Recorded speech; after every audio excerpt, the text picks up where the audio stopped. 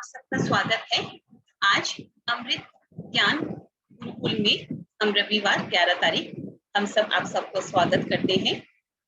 हम सब जब कोई भी चीज की शुरुआत करते हैं तो ओम के उच्चारण से करते हैं। तो आए समस्त शुभता का हम स्वागत करते हैं और ओम का उच्चारण करते हैं।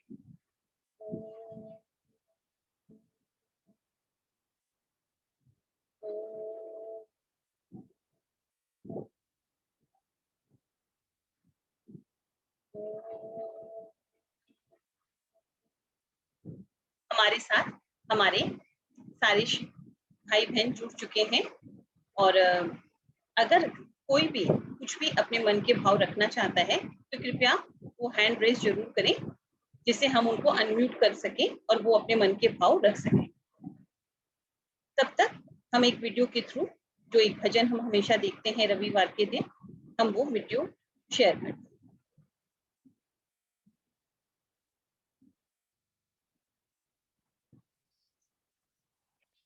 महाराज की जय। बूटी प्रेम की पिला दो गुरुदेव, दर्द मेरी नस नस माँ। बूटी प्रेम की पिला दो गुरुदेव, दर्द मेरी नस नस माँ। दर्द मेरी नस नस माँ। 4 महीना गर्मी पर गर्मी लगा गुरुदेव, 4 महीना गर्मी पर गर्मी लगा गुरुदेव। पंखों प्रेम को डुला दो गुरुदेव, दर्द मेरी नस नस माँ। पंखों प्रेम को डुला दो गुरुदेव, दर्द मेरी नस नस माँ। बूटी प्रेम की पिला दो गुरुदेव, दर्द मेरी नस नस माँ। दर्द मेरी नस नस माँ। 4 महीना बरखा बरस बीच मैं गुरुदेव, 4 महीना बरखा बरस बीच मैं गुरुदेव। छतरी ज्ञान की लगा दो गुरुदेव, दर्द मेरी नस नस माँ। छतरी ज्ञान की लगा दो गुरुदेव, दर्द मेरी नस नस माँ। बूटी प्रेम की पिला दो गुरुदेव, दर्द मेरी नस नस माँ। दर्द मेरी नस नस माँ। 4 महीना जाटों पर ठंड लगा गुरुदेव, 4 महीना जाटों पर ठंड लगा गुरुदेव। कमल बैराग की उड़ा दो गुरुदेव, दर्द मेरी नस नस माँ। कमल बैराग की उड़ा दो गुरुदेव, दर्द मेरी नस नस माँ। बूटी प्रेम की पिला दो गुरुदेव, दर्द मेरी नस नस माँ। बूटी प्रेम की पिला दो गुरुदेव, दर्द मेरी नस नस माँ। दर्द मेरी नस नस माँ। दर्द मेरी नस नस माँ। बोल श्री सद्गुरुदेव महाराज की जय।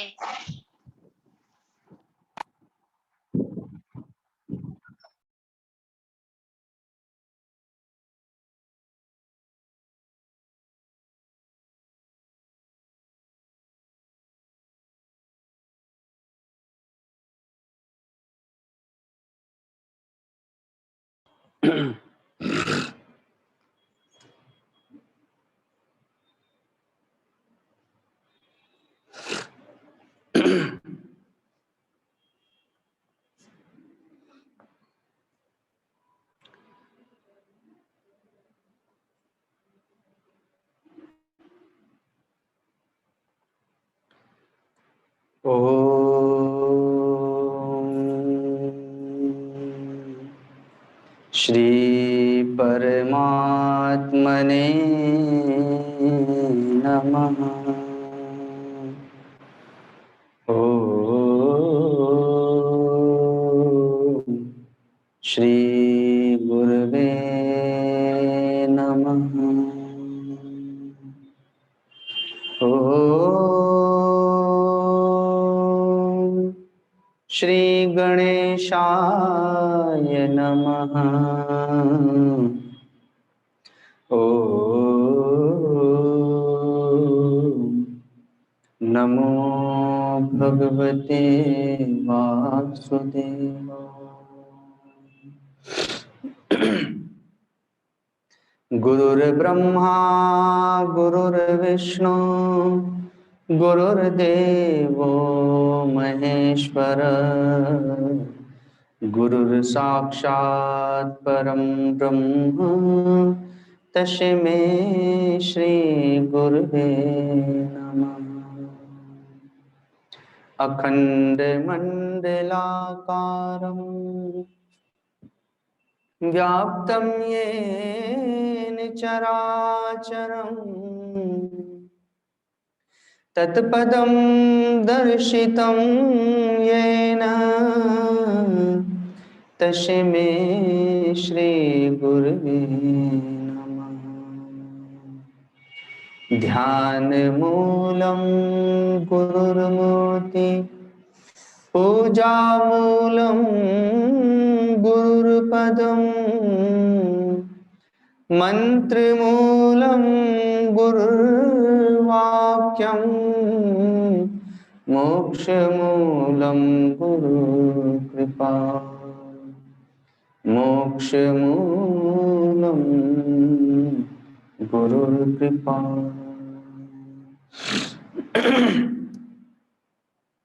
सभी बाल मंडली हनुमान चालीसा का पाठ करेंगे।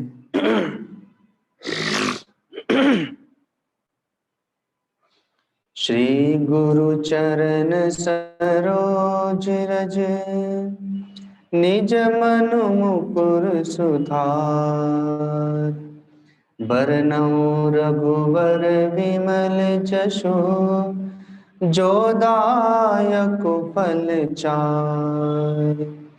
बुद्धिहीन तनु जानिके सुमिरो पवन कुमार।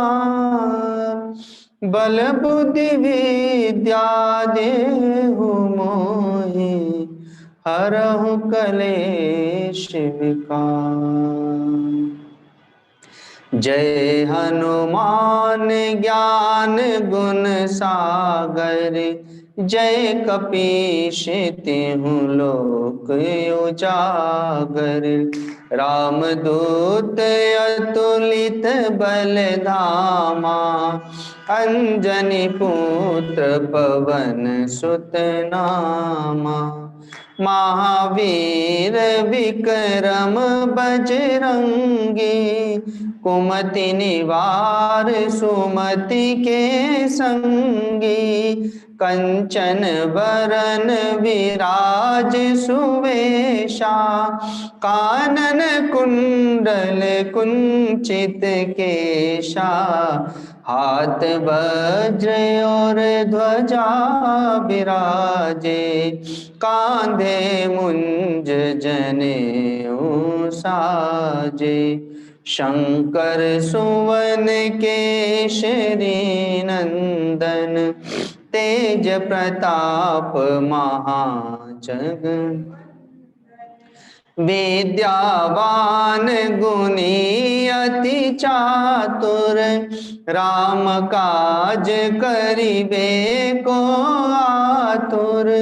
प्रभु चरित्र सुनिबे को रसिया राम लखन सीता मन बसिया। सूक्ष्म रूप धरि सियहि दिखावा विकट रूप धरि लंक जरावा। भीम रूप धरि असुर संहारे रामचंद्र जी के काज लाय सजीवन लखन जियाए। श्री रघुबीर हरषि उर लाए रघुपति कीन्ही बहुत बड़ाई। तुम मम प्रिय भरत ही सम भाई सहस बदन तुम्हरो यश गावे, अस कहीं श्रीपति कंठ लगावे। सनकादिक ब्रह्मादि मुनीषा, नारद सारद सहित अहिसा। जम कुबेर दिगपाल जहाते, कवि को विद कही सके कहाते। तुम उपकार सुग्रीव ही कीन्हा, राम मिलाय राजपद दीन्हा। तुम्हरो मंत्र विभीषण माना, लंकेश्वर भय सब जग। जुग सहस्र योजन पर भानु, लील्योताहि मधुर फल जानु। प्रभु मुद्रिका मेली मुख माहि, जलधि लांघि गए अचरज नाहि। दुर्गम काज जगत के जेते, सुगम अनुग्रह तुम्हरे तेते। राम दुआरे तुम रखवारे, होत न आज्ञा बिनु पैसारे।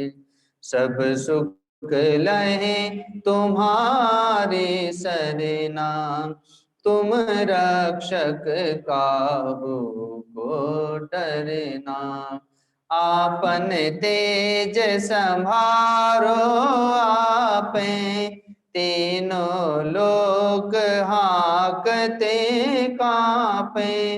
भूत पिशाच निकट नहीं आवे, महावीर जब नाम सुनावे।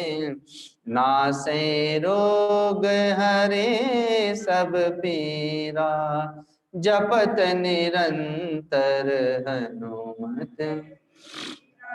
संकट ते हनुमान छुड़ावे, मन क्रम वचन ध्यान जो लावे।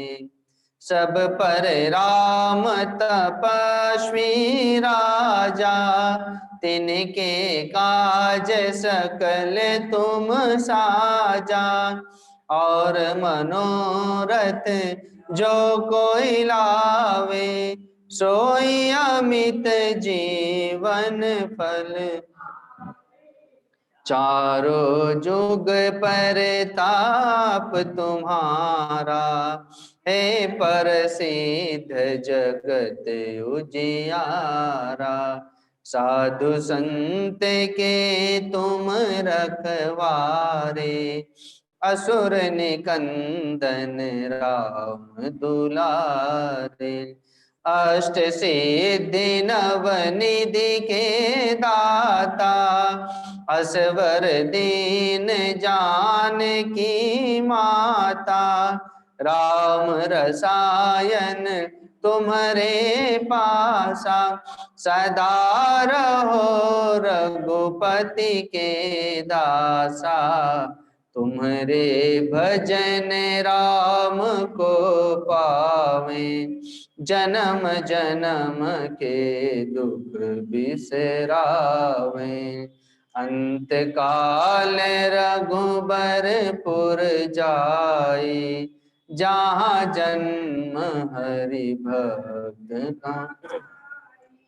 और देवता चेतन धरई, हनुमत से सर्व सुख करई।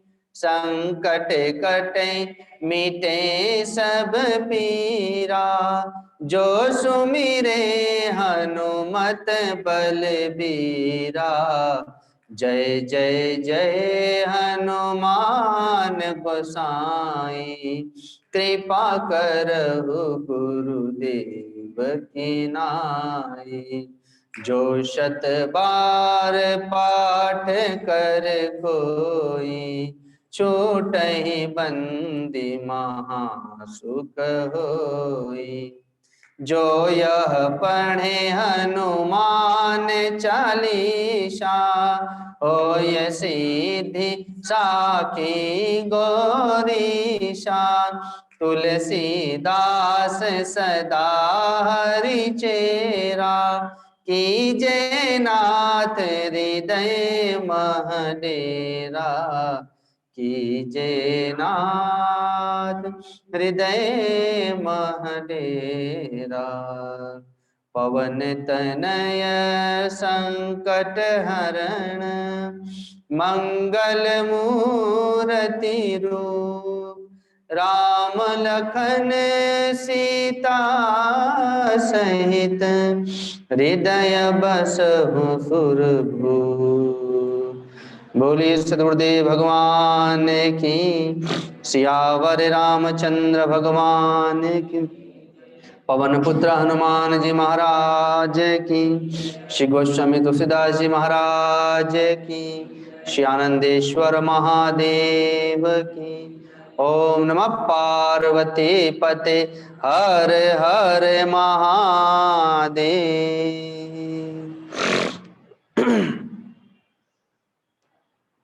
सभी बाल मंडली अपने आसन पर विराजमान हो जाए और पहले 2 मिनट के लिए जप करेंगे। क्योंकि गुरु पूर्णिमा का पर्व आ रहा है, आज 11 तारीख है और अगले रविवार के दिन से ही कार्यक्रम प्रारंभ हो जाएगा भागवत कथा का। तो इसलिए गुरु पूर्णिमा के परम पावन पर्व के उपलक्ष्य में ही आज का जो विषय है वह सदगुरु के ऊपर ही है। इसलिए आज का जो मंत्र होगा वह भी सदगुरु का ही मंत्र होगा। तो सभी लोग अपने स्थान पर बैठ जाएं ध्यान की मुद्रा में और पहले 2 मिनट के लिए जप करेंगे। पहले बोल बोल के करेंगे, फिर बाद में मन ही मन करेंगे। ओम श्री गुरुवे नमः। ओम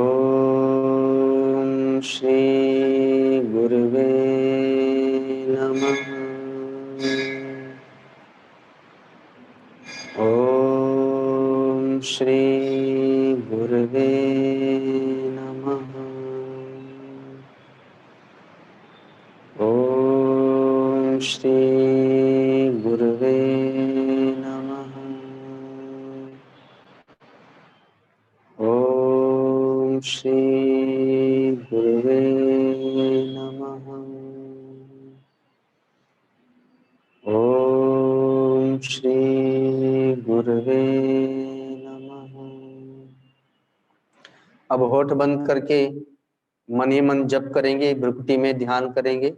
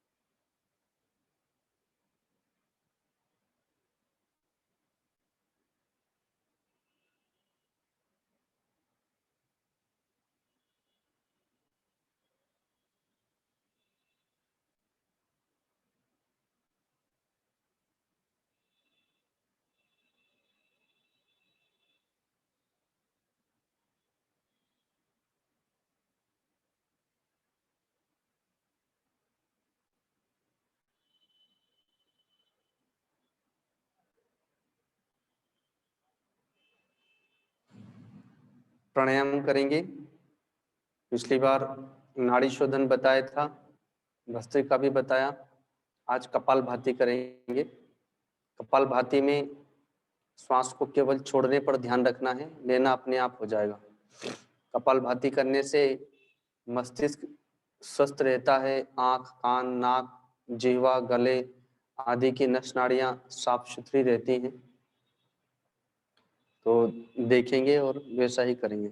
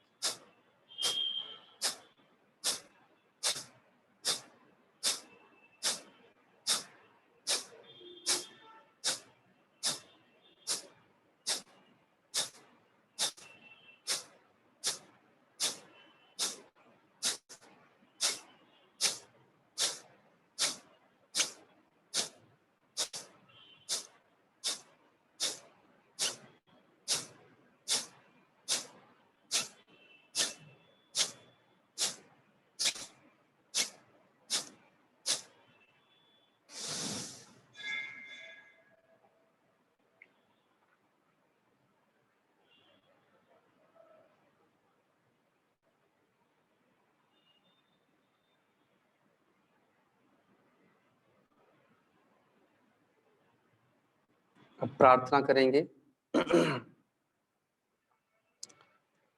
चूंकि आज का विषय गुरु पूर्णिमा पर विशेष है, इसलिए आज जो प्रार्थना है वो सद्गुरु के प्रति की जाएगी।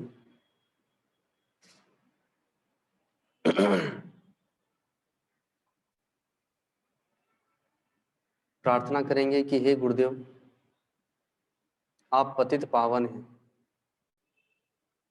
और मैं पतित हूँ। शरीर, इंद्रियां, मन, बुद्धि, चित्त और अहंकार ये संसार की ओर ही जा रहे हैं। ये सब बहिर्मुख हैं, नीचे की ओर ही जा रहे हैं और मैं अपने से अपना उद्धार नहीं कर सकता।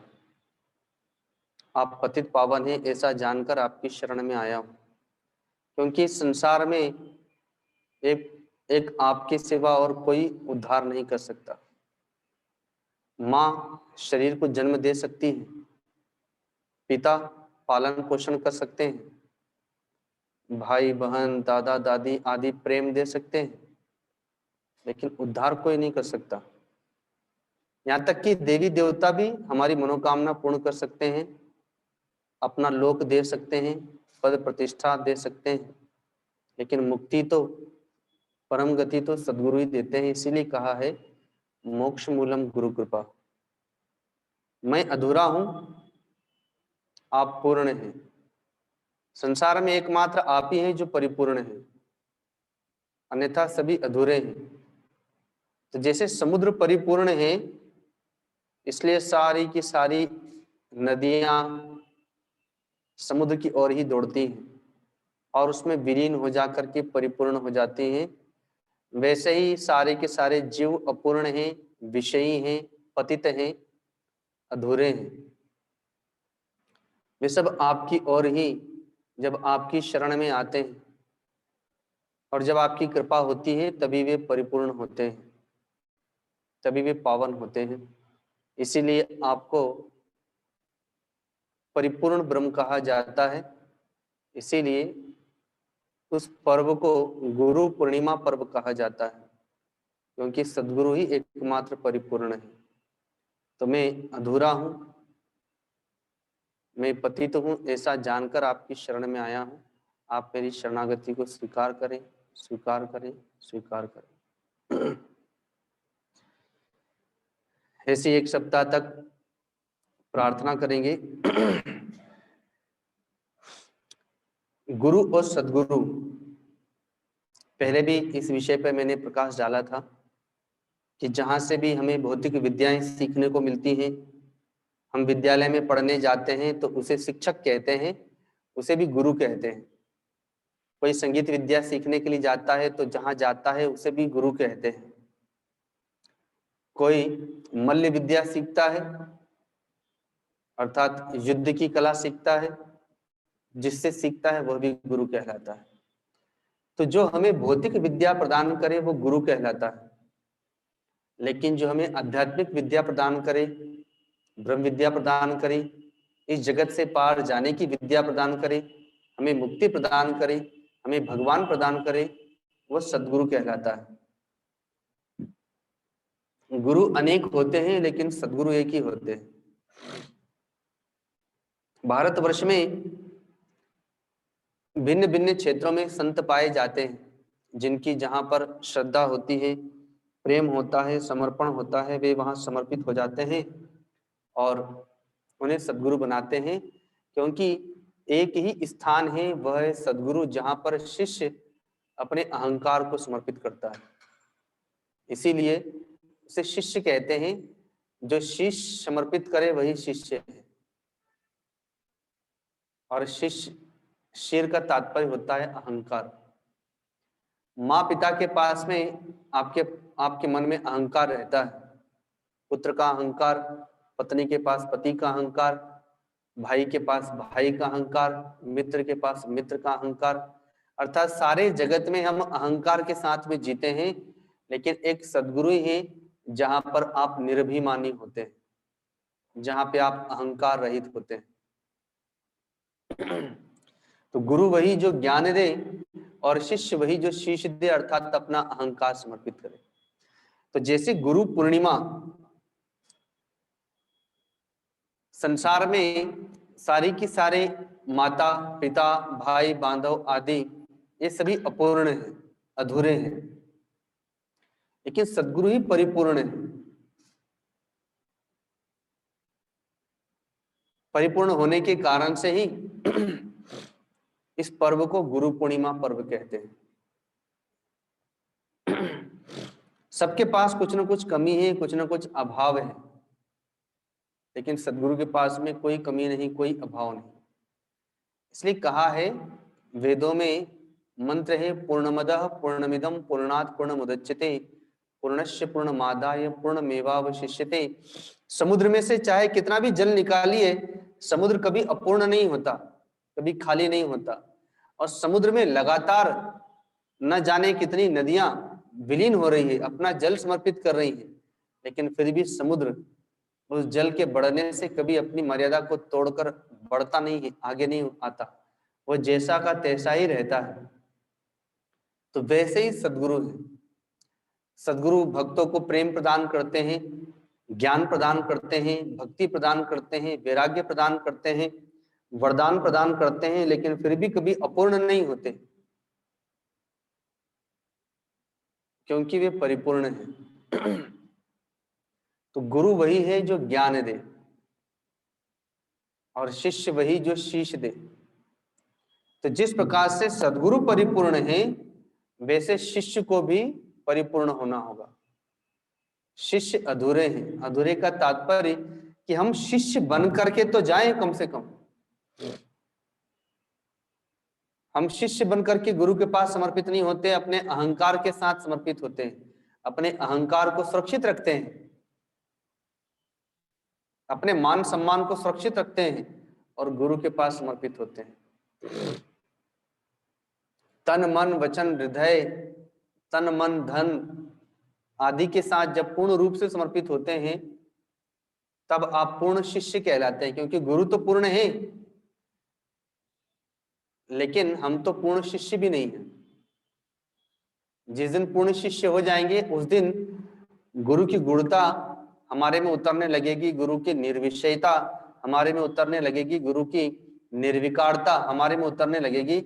अब गुरु तो परिपूर्ण है, निर्विकार है, निर्मल है, और शिष्य तथा भक्त वैसे के वैसे ही सभी कार्य हैं, वैसे के वैसे ही काम क्रोध लोभ मोह राग द्वेष, कोई उसमें अंतर नहीं आया। तो फिर गुरु से हमने पाया क्या? फिर हम तो वैसे के वैसे ही रह गए।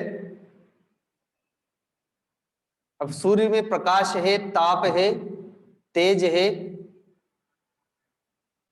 हम घर के भीतर बैठे हैं, तो सूर्य का प्रकाश और ताप हमारे किस काम का? हम जब बाहर जाएंगे सूर्य के प्रकाश में, तो वो प्रकाश, वह ताप हमारे शरीर में उष्णता पैदा करेगा, विटामिन डी देगा, तथा और भी बहुत कुछ प्रदान करेगा, प्रज्ञा प्रदान करता है। तो वैसे ही गुरु और शिष्य का आध्यात्मिक मिलन इस गुरु पूर्णिमा के दिन होता है। जिस दिन शिष्य पूर्णत्व की ओर बढ़ने के लिए प्रयत्न करता है और पूर्ण सद्गुरु के पास समर्पित होता है, तो वही पर्व गुरु पूर्णिमा का पर्व है। तो मैं कुछ दृष्टांत दूंगा, क्योंकि बालकों के लिए सत्संग हो रहा है। तो बालकों के दृष्टांत हैं कि किस प्रकार से गुरु की भक्ति करके कोई बालक भक्त गुरु को प्रसन्न करता है और उनसे विद्याएं प्राप्त करता है। तो शास्त्रों में आया है, सत्यकाम नाम के ब्रह्मचारी जिनके पिता नहीं है, जब वे विद्यालय पढ़ने की उम्र के हुए तो उनकी माँ है जाबाला, उनका नाम है। कहती है कि बेटा आप जाओ, गुरुकुल में जाओ अध्ययन करने के लिए, तुम्हारी अवस्था हो गई, वेदों का अध्ययन करो, शास्त्रों का अध्ययन करो, गुरुकुल में जाओ। तो उसने पूछा कि माँ, जब वे मुझसे पूछेंगे मैं कौन हूं तो अपना क्या परिचय दूंगा? अध्यापक पूछेंगे तो कहा कि कह देना कि मैं जाबाला पुत्र सत्यकाम हूं। तो वो ब्रह्मचारी जो अभी लगभग 7-8 वर्ष का बालक ही था, आदिधूम ऋषि के पास में उनके गुरुकुल में आए। पहले विद्यालय का स्वरूप दूसरा होता था, गुरुकुल कहलाता था, बहुत सारे शिष्यगण थे। तो बालक आकर के समर्पित होता है और निवेदन करता है कि गुरुदेव मुझे भी विद्या प्रदान करें, मेरी शरणागति को स्वीकार करें। तो गुरुजी ने पूछा कि तुम्हारा परिचय क्या है? तो उस बालक ने कह दिया कि मैं जाबाला पुत्र सत्यकाम हूं, बस इतना ही मेरा परिचय है।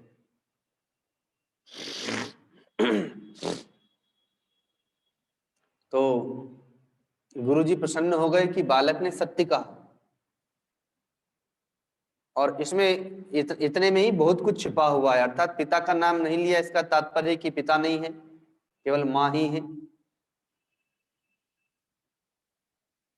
तो सत्य कहा है, इस कारण से गुरुजी प्रसन्न हो गए और कहा कि ठीक है, लेकिन अध्ययन कराने से पूर्व तुम्हें सेवा करना पड़ेगी। तो कहें गुरुदेव क्या सेवा करना है? तो कहा कि ये कुछ गायें हैं,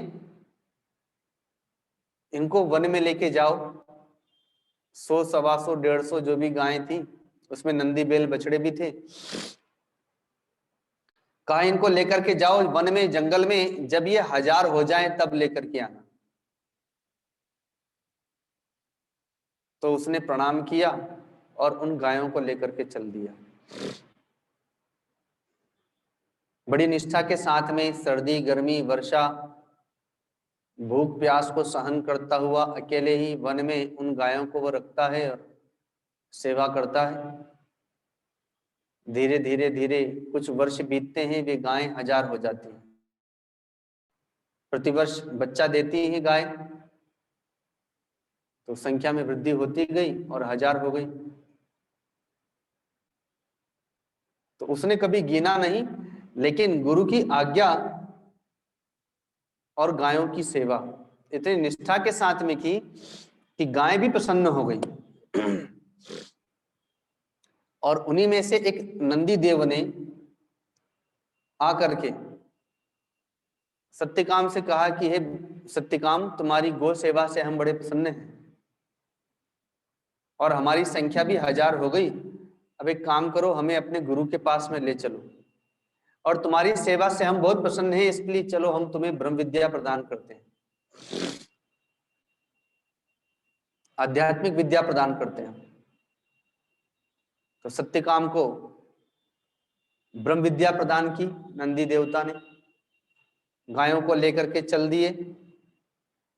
मार्ग में जल देवता ने, जो गुरु की सेवा करता है, गुरु की आज्ञा का पालन करता है, गाय की सेवा करता है, तो देवता भी प्रसन्न हो जाते हैं। तो कभी अग्नि देवता प्रकट हो गए, कभी जल देवता प्रकट हो गए, कभी वायु देवता प्रकट हो गए, और उन्होंने सत्यकाम को वरदान दिया ब्रह्म विद्या का।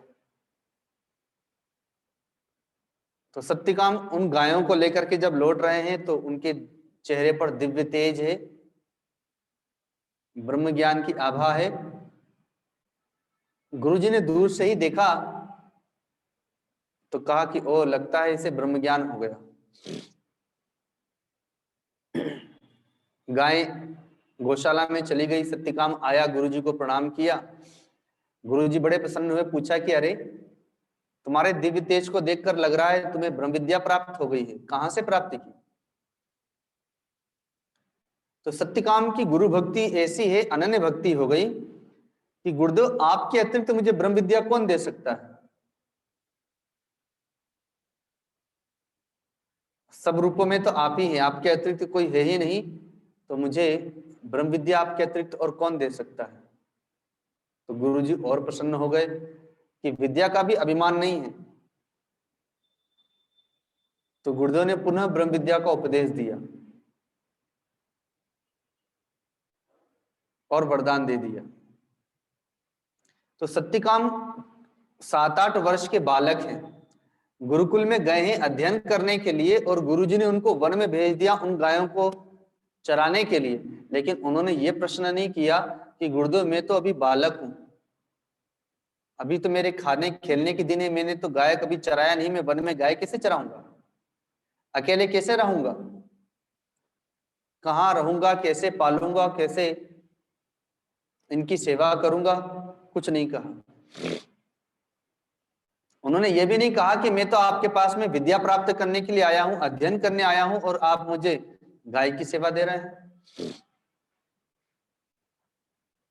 क्योंकि गुरु की आज्ञा में ही शक्ति का वास है, भक्ति का वास है, विवेक का वास है। अपने आप प्रेरणाएं उत्पन्न होंगी, अपने आप विवेक उत्पन्न होगा कि हमें क्या करना चाहिए।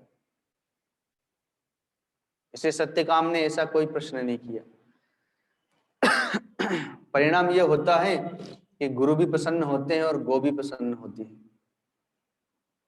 और कितना 2-4 साल लगा होगा, और 2-4 साल में उन्होंने बिना पढ़े ही केवल गुरु की आज्ञा पालन करके, गायों की सेवा करके, 4 वेद तथा और भी जितने भी विद्याएं हैं उन सारी की सारी विद्याओं को आत्मसात कर लिया। बिना पढ़े वरदान से उन्हें सब कुछ मिल गया। इसीलिए परम पूज्य मस्तराम बाबा जी कहा करते थे कि आजकल के साधक साधना पर बड़ा विश्वास करते हैं, गुरु पर विश्वास कम हो गया। उन्हें लगता है कि हम तपस्या करके सब प्राप्त कर लेंगे, जबकि गुरु जो आज्ञा प्रदान करे अगर उसी का पालन करे और गुरु प्रसन्न हो गए तो वरदान से सब कुछ प्राप्त कर सकते हैं। ऐसे ही आरुणि, उपमन्यु आदि ब्रह्मचारी हैं जिन्होंने अपने सदगुरु की सेवा करके और उन्हें प्रसन्न किया। लेकिन गुरु की सेवा कौन कर सकता है? जो माता पिता की सेवा करता है, जो माता पिता की आज्ञाकारी होता है। आजकल तो माता पिता को ही नहीं मानते, मां नहीं मातु पिता नहीं देवा, साधुन सन करवा वही सेवा। आजकल तो माता पिता को ही नहीं मानते हैं, माता पिता की सेवा ही नहीं करते हैं, तो गुरु की सेवा कैसे करेंगे? जो माता पिता की सेवा करता है तो कुछ विवेक मिलता है, तब जाकर के गुरु के पास जाएंगे, गुरु कुछ सेवा देंगे तो उसे कर पाएंगे, वहां विवेक प्राप्त होगा। और नहीं तो वहां सेवा भी नहीं कर पाएंगे, बल्कि वहां पर सेवा लेने की भावना हो जाएगी।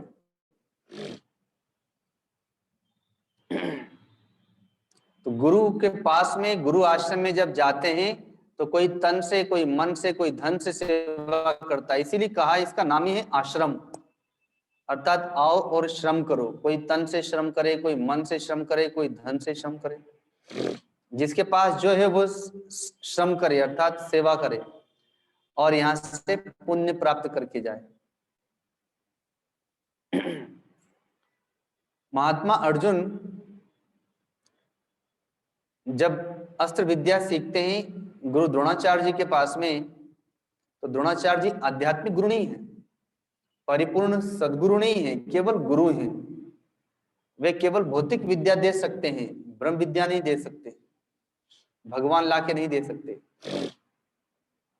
लेकिन महात्मा अर्जुन की निष्ठा श्रद्धा इतनी व्यापक है कि वे गुरु को भी सद्गुरु के रूप में देखते हैं। आचार्य द्रोण को भी सद्गुरु के समान ही उन्होंने माना है, और उनकी बड़ी निष्ठा के साथ में सेवा करते हुए उनसे विद्या सीखते हैं।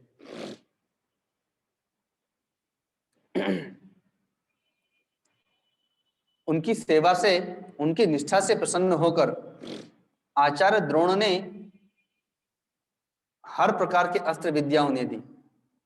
अपने पुत्र अश्वत्थामा को जो विद्या नहीं दी, वह विद्याएं भी अपने प्रिय शिष्य अर्जुन को प्रदान की, और उन्होंने परीक्षाएं लेकर के भी देखी। क्योंकि अश्वत्थामा अपने पिता आचार्य द्रोण से बार बार कहते थे कि क्या कारण है कि आप मुझसे भी प्रेम, मुझसे भी अधिक शिक्षा अर्जुन को देते हैं। तो उन्होंने एक बार परीक्षा ली। सब जानते हैं, जल में स्नान करने के लिए गए तो उन्होंने एक यंत्र बनाया, मगरमच्छ के समान दिखाई देता था वो यंत्र। जब स्नान करने के लिए गए तो उस यंत्र ने, जो मगरमच्छ जैसा दिखता था, आचार्य द्रोण का पैर पकड़ लिया। तो सारे शिष्य वहां पर उपस्थित थे। आचार्य द्रोण चिल्लाने लगे, रक्षा करो, बचाओ बचाओ। जबकि वह यंत्र था, वे तो केवल नाटक कर रहे थे, परीक्षा ले रहे थे। भय के कारण से जितने विद्यार्थी थे सारे के सारे भाग गए। अश्वत्थामा भी भाग गया भय के कारण से। अर्जुन भागे अवश्य, लेकिन वे भागे हैं धनुष बाण लेने के लिए। वे दौड़ के गए और अपनी कुटिया में से धनुष बाण लेकर के आए, और उन्होंने उस यंत्र को, जो मगरमच्छ जैसा दिखाई देता था, बाण मार मार के छलनी कर दिया, और गुरु द्रोण वहां से निकल आए। तब वे बड़े प्रसन्न होते और कहते हैं कि मैंने ये परीक्षा ली थी सबको दिखाने के लिए कि देखो अर्जुन अपने गुरु के प्रति कितना समर्पित है। ये सब लोग भयभीत होकर के भाग गए, लेकिन वह एक शिष्य के धर्म का पालन कर रहा था कि जब गुरु आपत्ति में हो तो शिष्य वहां पर उपस्थित रहे और उस आपत्ति से निदान करने का प्रयत्न करे।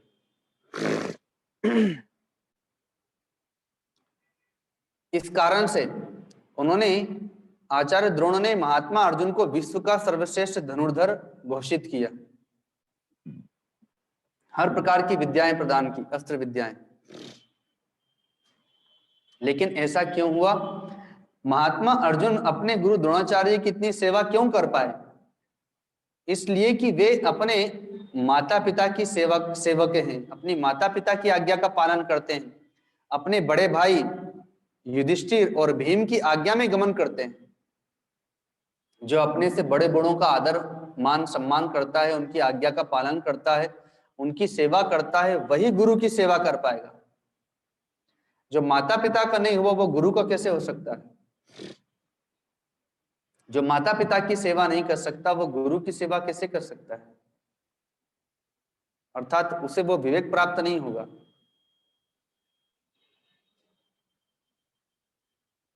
भगवान श्री कृष्ण जब अपने सद्गुरु के पास अध्ययन करने के लिए गुरुकुल में गए हैं, उज्जैनी नगरी में सांदीपनि मुनि के पास,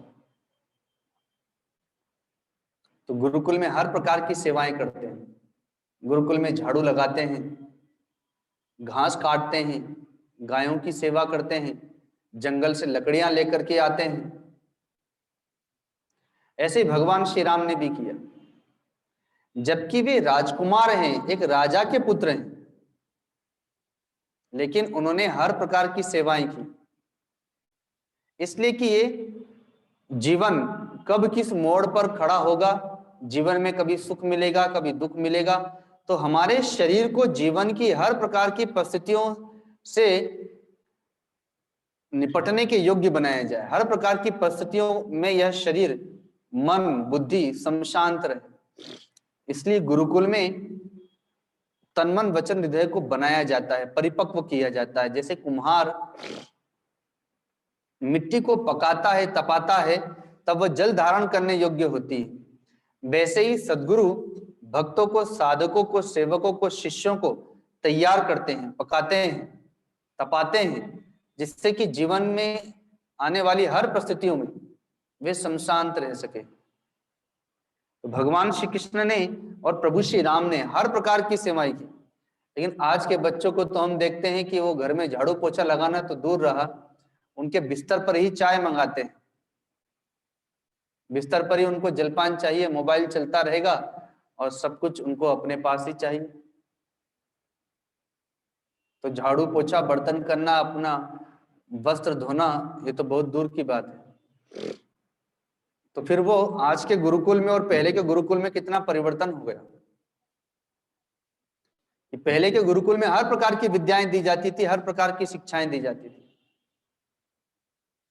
और आज केवल पेट भरने की शिक्षा दी जा रही है कि कैसे आपकी सर्विस लग जाए और आपका पेट भरे, आपको धन मिले। जब अनुकूल परिस्थितियां आती है तब उसमें बह जाते हैं, जब प्रतिकूल परिस्थितियां आती हैं तो दुखी हो जाते हैं, विचलित हो जाते हैं। भगवान श्री राम के पास अनुकूल परिस्थितियां आती हैं, प्रतिकूल परिस्थितियां आती है, लेकिन वे शांत रहते हैं, विचलित नहीं होते हैं, क्योंकि गुरुजी ने उनको दृढ़ किया है, मजबूत किया हर परिस्थितियों के लिए। ऐसे भगवान श्री कृष्ण के लिए भी। तो इनसे बालकों को सीखना चाहिए। सदगुरु का जो आश्रम होता है वो गुरुकुल होता है। भौतिक विद्या विद्यालय में मिलती है, लेकिन आध्यात्मिक विद्या तो गुरुकुल में मिलती है। और साथ साथ धर्म मिलता है कि एक बालक का धर्म क्या है, पुत्र का धर्म क्या है, भाई का धर्म क्या है, एक शिष्य का धर्म क्या है। अब गुरुकुल में आएंगे तब तो सीखेंगे, जब गुरुकुल में आएंगे नहीं तो सीखेंगे कहां से। तो तब तक के लिए इसीलिए यह बाल सत्संग है कि बालकों को कम से कम सत्संग के माध्यम से धर्म का बोध हो। और गुरुकुल में पहले कैसी शिक्षाएं प्राप्त होती थी, कम से कम इसका बोध हो। तो भगवान श्री राम और भगवान श्री कृष्ण ने गुरुकुल में जाकर के अध्ययन किया और गुरु जी की उपासना की, गुरु जी की सेवा की।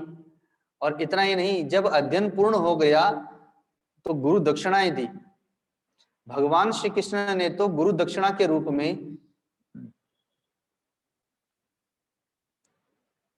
गुरु जी के मरे हुए पुत्र को जीवित करके लाके दे दिया, क्योंकि वे भगवान हैं, सामर्थ्यशाली हैं। तो गुरु मां ने कह दिया कि मेरा पुत्र काल के गाल में चला गया है, मृत्यु को प्राप्त हो गया है, तो हे कृष्ण, मैं तुमसे ही गुरु दक्षिणा मांगती हूं कि मेरे पुत्र को पुनः जीवित करके लाके दे दो। तो भगवान ऐसे सामर्थ्यशाली शिष्य हैं कि मरे हुए पुत्र को भी पुनः जीवित करके लाके दे दिए, ऐसी गुरु दक्षिणा देते हैं।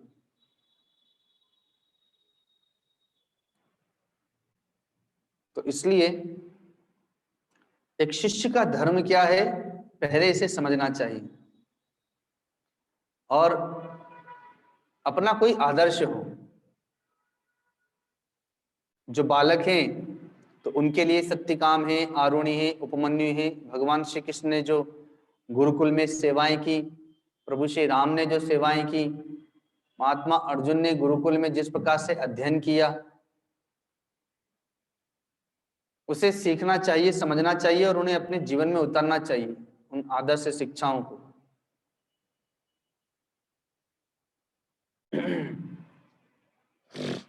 आज सुबह में ही कन्हैया जी को एक विचार दे रहे थे, भक्त हैं, इनको कहा कि देखिए, लक्ष्य के पास, लक्ष्य को प्राप्त करने के लिए हमें स्वयं लक्ष्य के लिए प्रयत्न करना पड़ेगा। लक्ष्य हमारे पास चल करके नहीं आएगा।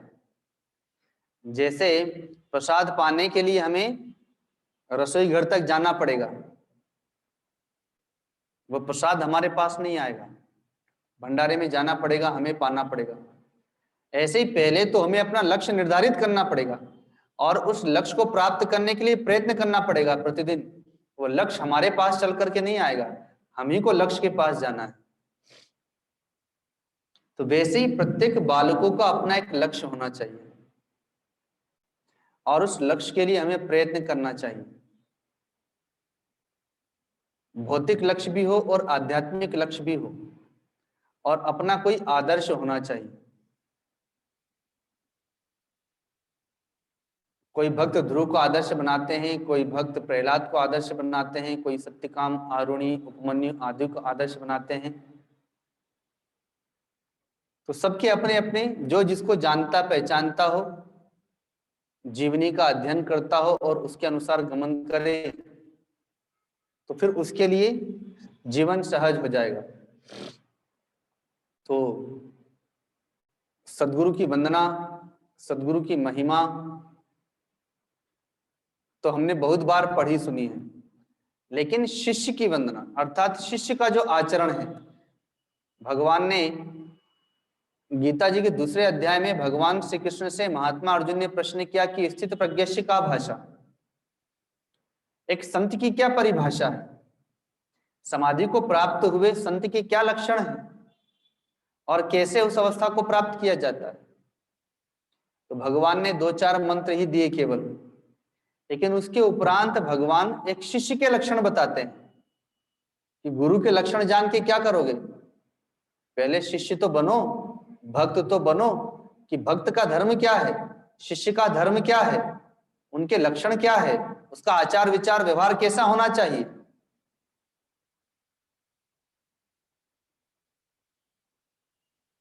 तो हम जो हैं कम से कम उस पद को समझ करके पहले वैसे तो बन जाएं,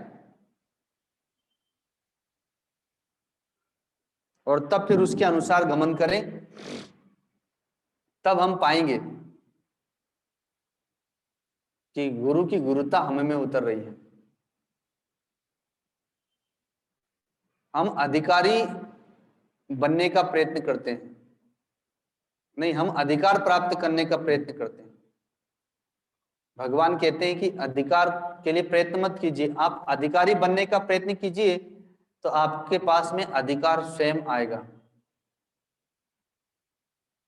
आप अधिकार चाहते रहेंगे, अधिकारी बनने का प्रयत्न करेंगे नहीं, तो अधिकार आपको कभी प्राप्त नहीं होगा। कोई बालक पढ़ लिख करके बड़ा हुआ, सर्विस करने लगा, घर की जिम्मेदारियों को समझने लगा, तो माता पिता निश्चिंत हो जाते हैं और उसको अधिकार दे देते हैं, बेटे बहू को, अब ये घर तुम्हारा है, तुम ही संभालो, अब तो हम भजन करेंगे, निश्चिंत हो जाते हैं। अब कोई बालक पढ़ लिख लिया, सर्विस भी कर रहा है, लेकिन जिम्मेदारी नहीं समझ रहा है,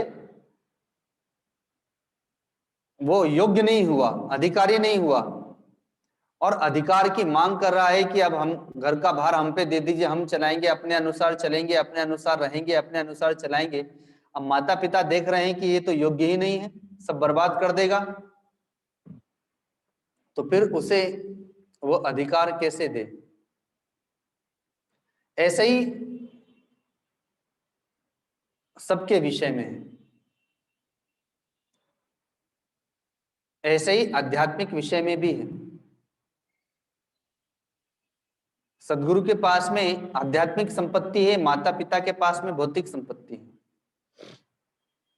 तो सदगुरु भी प्रतीक्षा करते हैं कि ये योग्य बने, सुपात्र बने, तब तो मैं इसमें ज्ञान का, भक्ति का, वैराग्य का बीज बोऊं, तब तो मैं इसे अपनी आध्यात्मिक शक्ति प्रदान करूं।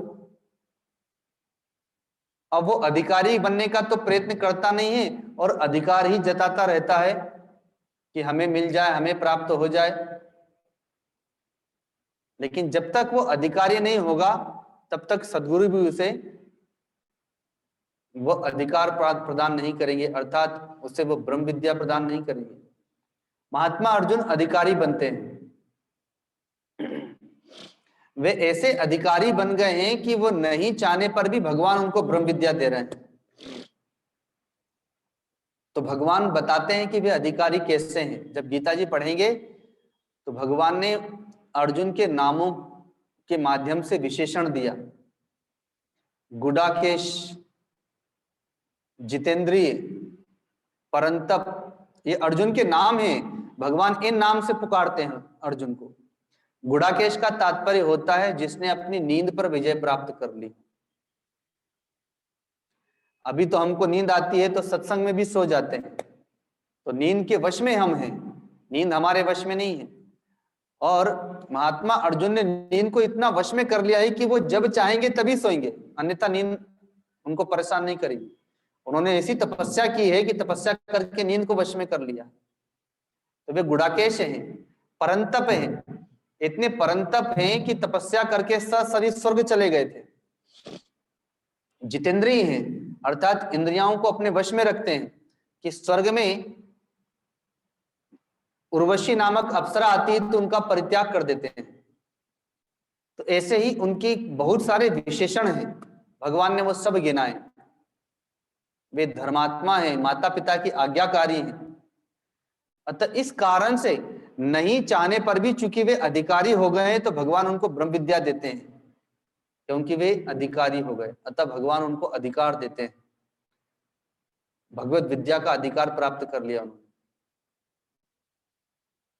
और हमारे पास कुछ भी नहीं है, हम विषयी हैं, अहंकारी हैं, कामी क्रोधी लोभी हैं, और हम चाहते हैं कि हमें हर प्रकार का अधिकार प्राप्त हो जाए, हमें भक्ति प्राप्त हो जाए, ज्ञान प्राप्त हो जाए, वैराग्य प्राप्त हो जाए। जबकि कहा गया है कि कामी क्रोधी लालची इनसे भक्ति न होए, और भक्ति करे कोई शूरमा जाति वर्ण कुल खोए। हम चाहते हैं कि हम भगत भी बन जाए, जगत में हम प्रख्यात हो जाए कि हम बहुत बड़े भक्त हैं, और हम कामी क्रोधी लोभी भी बने रहें, तो एक समय में तो एक ही होगा।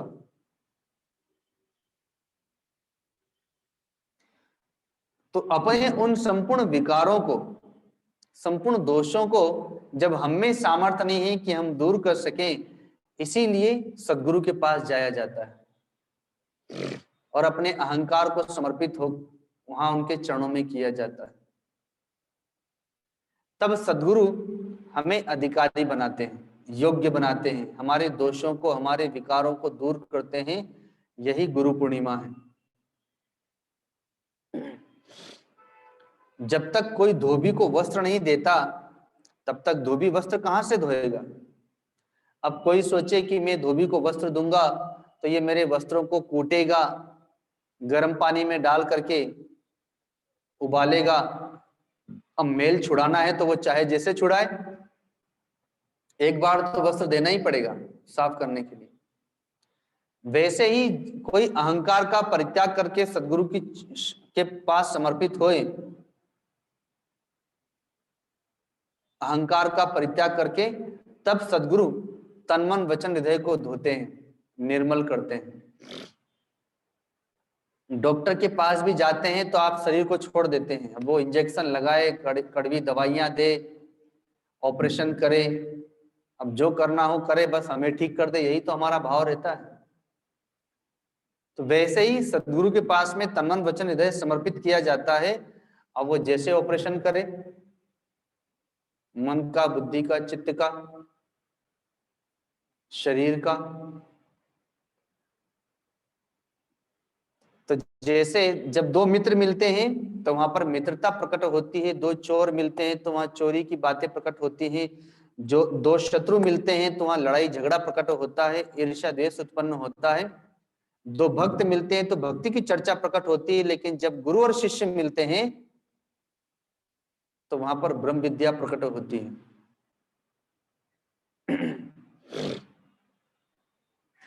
वहां पर जीव का जीवत्व तो समाप्त होता है शिष्य का,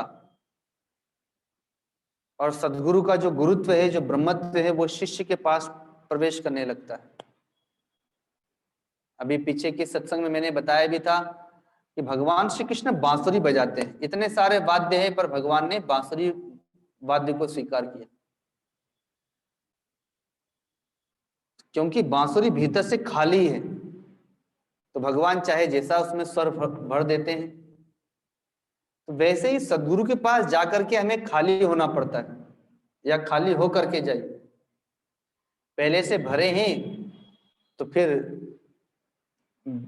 सदगुरु हमें बजाएंगे कैसे, अर्थात हम सदगुरु के अनुसार चलेंगे कैसे।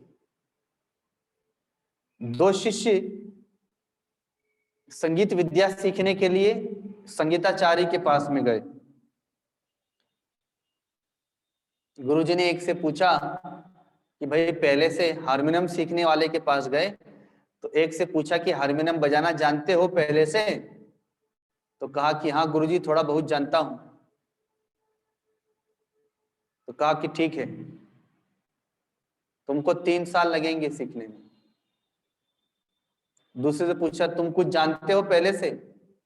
तो कहा कि नहीं गुरुजी, अभी अभी तो मन में इच्छा हुई है कि हारमोनियम सीख लूं, गाना सीख लूं, तो आपके पास आया हूं, कभी मैं तो कुछ बजाया गया नहीं हूं। तो कहा कोई बात नहीं, तुमको 1 साल लगेगा सीखने में। तो पहले वाले ने कहा कि गुरुजी ऐसा क्यों, मैं तो पहले से जानता भी हूँ, कुछ सरगम निकाल लेता हूँ, इतना अभ्यास भी किया है मैंने, तो मुझे 3 साल, और ये कुछ नहीं जानता इसको 1 साल लगेगा, ऐसा क्यों है? तो कहा कि तू पहले जितना सीखा है ना, उसको भुलाने में तुमको 2 साल लग जाएगा। जब भी कुछ सिखाने जाऊंगा तो तुमको वही दिमाग में आएगा कि अरे मैं तो ये जानता हूं, मैं तो इसको ऐसे बजाता था, और मुझसे कहोगे गुरुजी नहीं मैं तो इसको ऐसा जानता हूं। तो गुरु के पास बिल्कुल खाली होकर जाना पड़ता है, और नहीं तो जितने भरे हो पहले उसको खाली करने में ही जीवन बीत जाता है, और तब जाकर के गुरु की बात सीखने सुनने समझने को मिलती है। भगवान शिव ने मां सती को बार बार कहा कि ये सच्चिदानंद घन परमात्मा है, भगवान श्री राम। अभी जिसकी हम लोग कथा सुन के आ रहे हैं वही सच्चिदानंद घन परमात्मा है, भगवान नारायण है। लेकिन वो पहले से ही भरी हुई हैं, इसलिए भगवान की बात नहीं मानती, अगले जन्म में वही बात मानती हैं, पार्वती के रूप में आती हैं। तो कभी कभी 1 जन्म भी लग जाता है गुरु की बात मानने में, और कभी कभी 1000 जन्म भी लग जाते हैं। काकभूषण जी को 1000 जन्म लग गए, और किसी का 1 जन्म में ही काम हो जाता है। मंत्र मूलम गुरुर वाक्यम, जो गुरु के वाक्यों को मंत्र के समान मानता है तो उसके लिए सुलभ है, और जो अपनी बुद्धि लगाता है तो फिर वो दूरी बना लेता है, फिर बहुत समय लग जाता है। तो अध्यात्म में केवल समर्पण का महत्व है, वहां बुद्धि काम नहीं करती, वहां विद्वत्ता काम नहीं करती, वहां बहुत ज्यादा कर्म करना काम नहीं करता। अध्यात्म में केवल समर्पण है। सदगुरु जो कहे, जितना कहे, जैसा कहे, बस आंख बंद करके उतना आप मानते जाइए, तो आपके लिए सहज सरल है। जैसे माँ बोलना सिखाती है, खाना सिखाती है, चलना सिखाती है, संबंध और व्यवहार बताती है, ये पिता है, ये भाई है, ये मित्र है, आप सहजता से स्वीकार करते जाते हैं। बस आप वहां दिमाग नहीं लगाते, माँ से पूछते नहीं है। माँ से पूछा माँ ये कौन है, तो माँ ने कह दिया चंदा मामा। अब चंदा मामा मानने लग गए, तो माँ से आपने तर्क तो किया नहीं। वैसे ही गुरु के पास में आप गुरु की बात सुनते जाइए, मानते जाइए, बस वहां बुद्धि लगाते हैं तो फिर वहां दूरी बन जाती है। तो जब हमारी अपूर्णता दूर होती है गुरु के सत्संग से, गुरु के संसर्ग से, तभी वास्तव में हमारी गुरु पूर्णिमा होती है। लेकिन हम प्रतिवर्ष गुरु पूर्णिमा पर्व मनाते रहे और अपने एक एक दोष को समर्पित करते रहे। जैसे आज एक बालिका का जन्म दिवस था, जन्म दिवस है तो सुबह में पूजा हुई, उसका फोन आया, तो मैंने पूछा तुम्हारी क्या उम्र है, तो उसने कहा 16 वर्ष की। तो मैंने कहा कि आवाज तो तेरी 10-12 वर्ष की लग रही है, छोटी बच्चे के समान बोल रही है। तो अब 16 वर्ष का तात्पर्य होता है कि अब तुम बड़ी हो गई, तो तुम्हारे पास में जिम्मेदारियां होना चाहिए, टाइम टेबल से रहना चाहिए कि कितने बजे उठना है, कितने बजे पढ़ाई लिखाई करना है, कितने बजे घर का काम करना है, कितने बजे खेलना है। जो 10-12 साल का बच्चा होता है वो तो स्वतंत्र होता है, उसके ऊपर कोई जिम्मेदारी नहीं। लेकिन जब वही बालक 15 से ऊपर चला जाता है तो अब धीरे धीरे जिम्मेदारियां दी जाती है। पहले बैलगाड़ी होती थी, अब तो बैलगाड़ी गांव में रह गई है, वो भी बहुत कम। तो देखा है मैंने, जो छोटे बछड़े होते हैं वो तो दौड़ते रहते हैं, उछलते कूदते रहते हैं, लेकिन जैसे ही वो बछड़ा बड़ा होना शुरू होता है तो किसान उसके गले में लकड़ी डालना शुरू कर देता है, अर्थात एक बनाता है वो इस आकृति के समान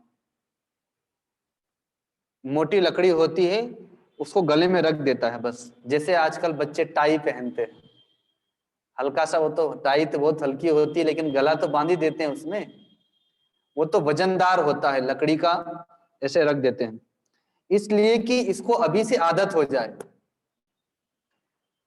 हल चलाने की, बैलगाड़ी चलाने की, नहीं तो यह उस समय परेशान करेगा। और बाद में जब बड़ा होता है तो उसको नाथ दिया जाता है, नाक में भी रस्सी डाल दी जाती है। तो 12 वर्ष तक के बालक को तो कुछ नहीं कहा जाता, उसे स्वतंत्र रखा जाता है, लेकिन जैसे ही 15 से ऊपर होना शुरू होता है वैसे ही जिम्मेदारियां उसके गर्दन में डाल दी जाती हैं, अर्थात उसके सिर पर जिम्मेदारियां डालना शुरू कर दी जाती है। और जब 18 का हो जाए तो नाथ देना चाहिए, अर्थात फिर कुछ नियम लगा देना चाहिए, संयम आदि से उसे बांध देना चाहिए। तो ये प्रत्येक बालक बालिकाओं के लिए है। गुरु पूर्णिमा का ये पर्व है। तो प्रश्न है कि एक सदशिष्य के क्या क्या लक्षण हैं। एक जो शिष्य होता है, जैसे गुरु, गुरु के आगे सद शब्द लगा है, सदगुरु, सद मतलब बहुत अच्छा, सदाचारी। तो वैसे ही जब गुरु के आगे सद शब्द लगा तो वो सदगुरु कहलाया, वैसे ही शिष्य के आगे सद शब्द लगता है तो वो सद शिष्य कहलाता है। गृहस्थ के आगे सद शब्द लगता है तो वो सदगृहस्थ कहलाता है। तो वैसे ही प्रश्न है कि सदशिष्य के क्या क्या लक्षण होना चाहिए, कम से कम 4 लक्षण बताइए। आप शिष्य हैं, शिष्य के पद पर हैं, तो शिष्य में, अच्छे शिष्य में क्या क्या गुण होने चाहिए, क्या क्या लक्षण होना चाहिए, यही प्रश्न है। तो एक छोटा सा पद सदगुरु के प्रति।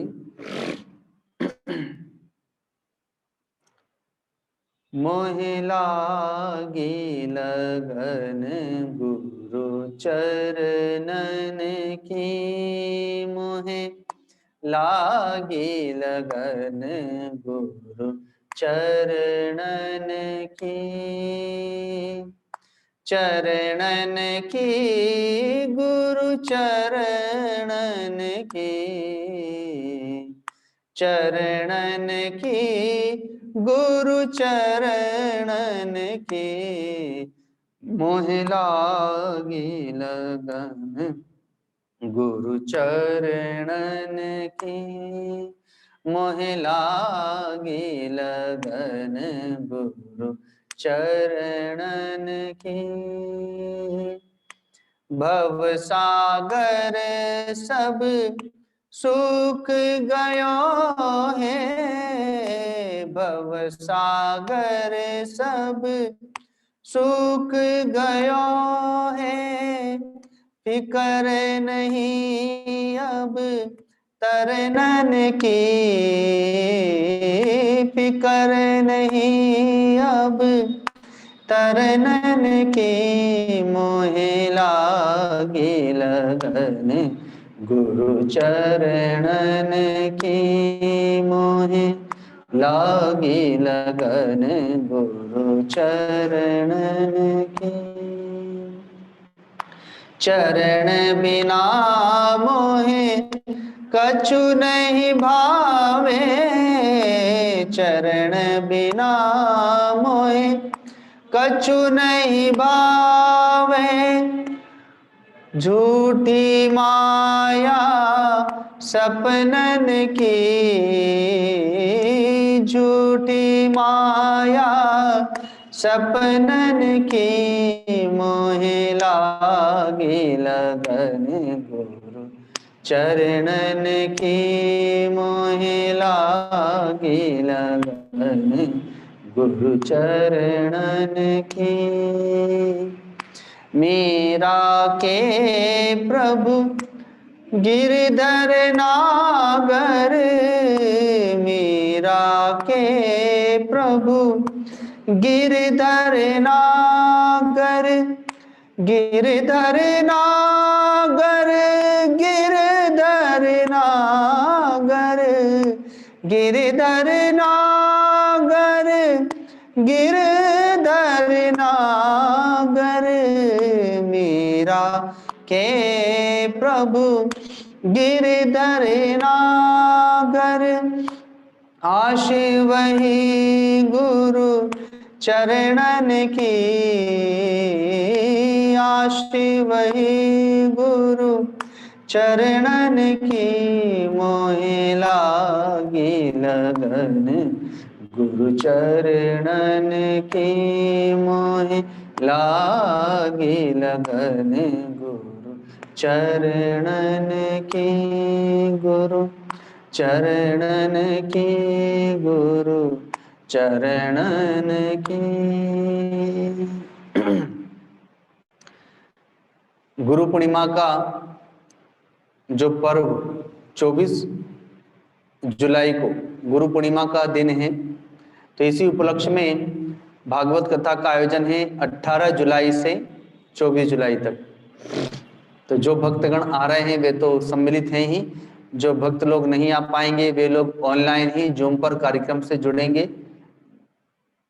ग्रुप पर सारी जानकारियां दी जा रही हैं।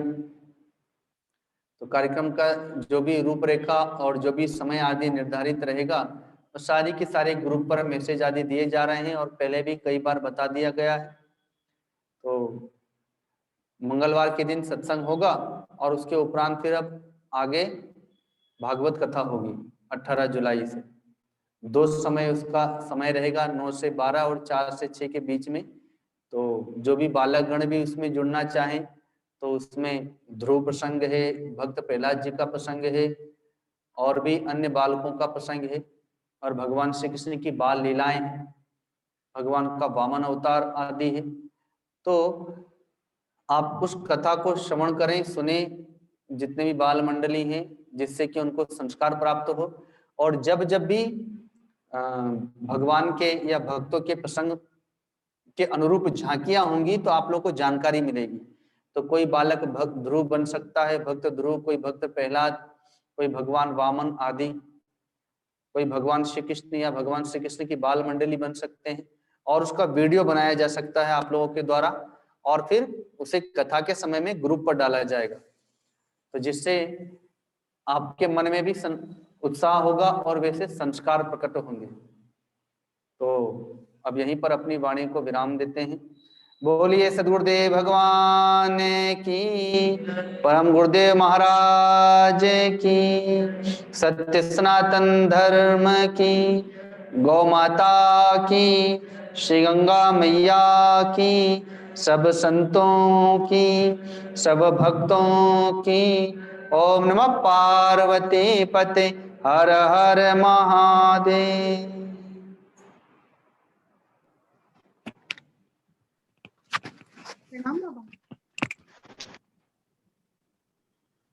हरिओम गुरुदेव। प्रणाम बाबा। हरिओम हरिओम गुरुदेव। प्रणाम गुरुजी। हरिओम हरिओम प्रणाम गुरुजी। प्रणाम गुरु। प्रणाम प्रणाम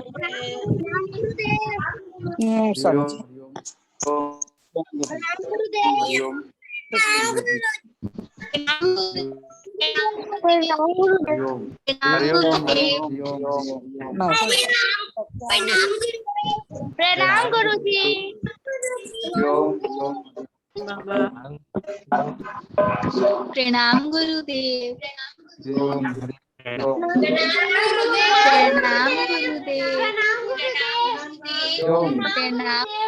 प्रणाम गुरुदेव। प्रणाम महावीर महावीर हरिओम हरिओम हरिओम जी। प्रणाम गुरुजी। प्रणाम गुरुजी। प्रणाम गुरुजी। प्रणाम गुरु। प्रणाम गुरुजी। प्रणाम हरिओम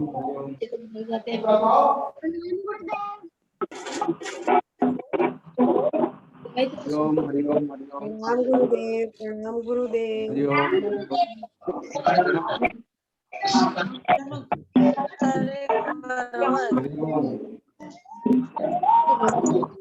हरिओम जी। प्रणाम गुरुदेव। प्रणाम हरिओम गुरुदेव। हरिओम